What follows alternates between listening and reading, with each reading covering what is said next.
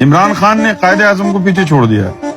پہلے تو میں کہتا دوسرا قائد اعظم, اب میں کہتا ہوں کہ قائد اعظم سے بڑا لیڈر ہے عمران خان.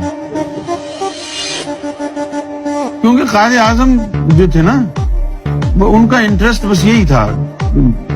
گورو انہوں سے بات کرنی آتی تھی, ان کو وکالت کی ہوئی تھی انہوں نے, باقی یہ دین وغیرہ نہیں جانتے تھے. وہ یہ تو لوگوں کو کہتا ہے کہ میں نے ریاست مدینہ بنانی ہے. یہ تو لوگوں کو کہتا ہے کہ لا الہ الا اللہ پڑھو, اس کو دل میں لاؤ.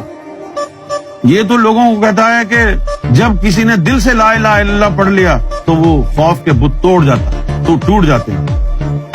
اس کا تو اللہ کے اوپر بھی پورا ایمان ہے, تصوف کو ماننے والا ہے, ولیوں کا ماننے والا ہے.